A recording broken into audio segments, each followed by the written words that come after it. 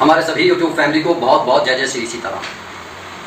हमारे सभी भाई बंधु जो पूजा पाठ करके भगवान को प्रसन्न करके अपने जीवन में कुछ अपेक्षाओं की पूर्ति करना चाहते हैं, उनका सबसे बड़ा प्रश्न यही रहता है कि भाई मेरी पूजा क्यों नहीं लग रही, क्या कमी हो रही है।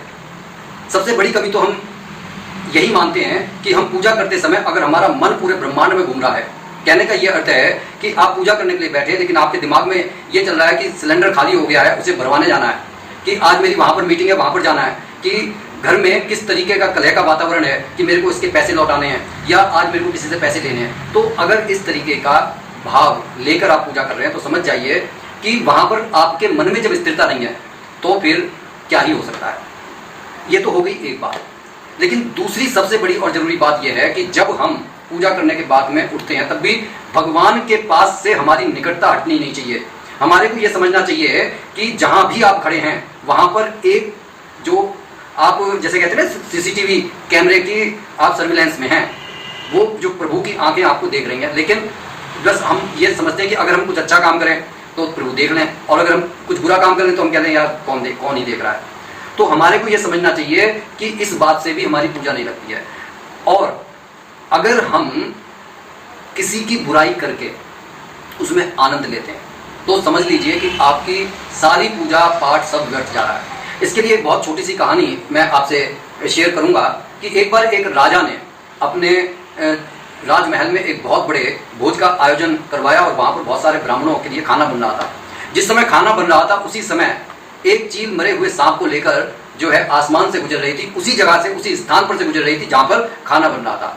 अब दुर्भाग्यवश जो सांप था उसके मुंह से जहर जो है वो खाने के अंदर गिर गया।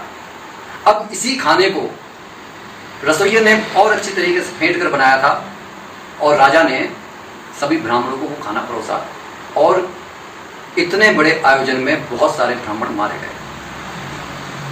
अब जब यह प्रश्न यमलोक में उठा कि आखिर इस सजा का दोषी किसको बनाया जाए, किसके जो है खाते में इस पाप को चढ़ा दिया जाए। अब ना तो यमराज को समझ में आ रहा था ये बात और ना चित्रगुप्त को समझ में आ रही थी, तो इसलिए उन्होंने इसे होल्ड पर रख दिया कि ये जो है इस बात को बाद में देखेंगे और समय ऐसे ही बीतता चला गया। कुछ समय के बाद एक जंगल से गुजरते हुए कुछ ब्राह्मण उसी राजा का पता पूछते हुए आगे बढ़ रहे थे। वहां पर जंगल में ही एक स्त्री रहा करती थी। उसने ब्राह्मणों का जो है बड़ा स्वागत किया, बहुत आवभगत की। जब उन ब्राह्मणों ने स्त्री से पूछा कि भाई हम उस राजा के पास जाना चाहते हैं, उसके दर्शन करना चाहते हैं, दर्शन के अभिलाषी हैं, तो उस स्त्री ने यह जवाब दिया कि वहां पर जा तो रहे हो, रास्ता भी मैं बता देती हूँ, लेकिन सतर्कता बरतना, लापरवाही मत करना, क्योंकि उस राजा की ये जो है वो ब्राह्मणों को जहर देकर मार देता है। तुरंत ही यमलोक का घंटा बजा और यमराज ने चित्रगुप्त से कहा कि ये जो ब्राह्मणों की हत्या का जो पाप है इसे उस स्त्री के खाते में डाल दो। चित्रगुप्त ने कहा कि उस स्त्री ने तो ऐसा कुछ पाप किया ही नहीं है। यमराज ने कहा उस चील को कोई आनंद नहीं आ रहा था ब्राह्मणों को मारने में, उस सर्प को कोई आनंद नहीं था, वो मरा हुआ था, उस रसोइयों को कोई आनंद नहीं आ रहा था, वो तो इस चाव से खाना बना रहा था कि मेरा खाना ये ब्राह्मण खाएंगे तो चटकारे लेंगे। उसे पता भी नहीं था कि इसमें जहर है। उसी तरीके से उस राजा को भी नहीं मालूम था कि ये जो खाना परोसा जा रहा है इसमें जहर है। जाने अनजाने वो ब्राह्मण मारे गए, लेकिन उस स्त्री को कुछ भी नहीं मालूम और वो बिना जाने समझे सिर्फ अपने मन को आनंद देने के लिए एक ऐसी बात कह रही है कि उस राजा की ये आदत है कि वो ब्राह्मणों को मार देता है, इसलिए वो सबसे बड़ी अपराधनी है। और वो जो अपराध जो था उस स्त्री के खाते में चढ़ा दिया गया।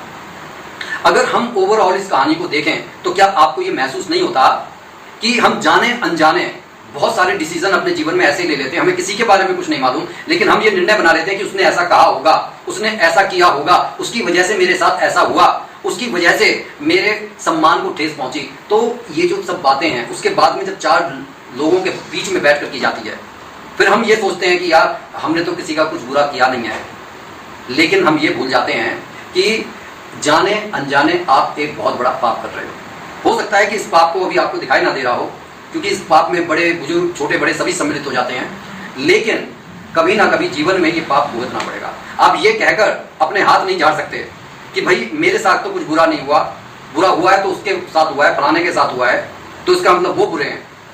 नहीं, ऐसा भी तो हो सकता है कि उस व्यक्ति को किसी प्रारब्ध की सजा मिल रही हो और आपके अभी प्रारब्ध के कुछ अच्छे कर्म हैं जिसको आप भुगत रहे हो, लेकिन अंततः बाद में भुगतने पड़ेंगे। मैं सिर्फ इतनी छोटी सी बात कहना चाह रहा हूं कि हो सकता है कि इसलिए हमारी प्रार्थना में वो ऊर्जा पैदा नहीं हो रही जो भगवान तक पहुंच सके हमारी आवाज बनकर।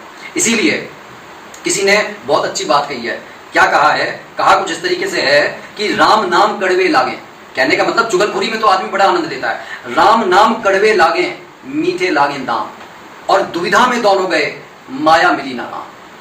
ऐसा ही हो रहा है कि दो नावों में आदमी सवार है, राम को मान नहीं रहा, दाम के पीछे पड़ा हुआ है, और उसे कहीं ना कहीं ऐसा भी प्रतीत होता है कि भाई कहीं ऐसा तो नहीं कि मैं राम का नाम नहीं ले रहा तो मेरे को दाम नहीं मिल रहे, राम का नाम ले लेता हूं मेरे को दाम मिल जाते हैं। मतलब ये दुविधा में उसे कोई, बस उसे सिर्फ दाम से मतलब है। अगर दाम से ही मिलेगा तो राम का भी नाम ले लेगा, अदरवाइज उसे यूं लगता है कि राम नाम में कुछ नहीं रखा हुआ। और सबसे प्रमुख बात वो ये, जो इस कहानी के माध्यम से मैं आपको समझाना चाह रहा हूं, वो ये, जब भगवान कहते हैं कि जो आपके बारे में बुरा कहेगा वो उसके खाते में, उसके कर्म में लिखा जाएगा, फिर क्यों हम किसी और के बारे में बुरा कहकर अपने समय को, अपने कर्म को खराब कर रहे हैं? तो समझने की कोशिश करो। तेरा गरूर कहीं किसी और को, तेरा गरूर कहीं किसी और को कामयाब ना कर डाले। तो गिनता रहे गुनाह किसी और के, और वो ऊपर वाला तेरा हिसाब कर डाले। बात अच्छी लगी तो कमेंट जरूर कीजिएगा। और अपने सभी भाई बंधुओं से जो हमारे चैनल पर नए हैं, उनसे विनम्र मेरी प्रार्थना है हाथ जोड़कर कि चैनल को सब्सक्राइब कर लें, सनातन धर्म को आगे बढ़ाने में सहयोग दें, और कमेंट बॉक्स में प्यारा सा अपने इष्ट का नाम जरूर लिखें। इसी के साथ मैं अपनी वाणी को विराम दे रहा हूं। बोलिए जय जय श्री सीताराम।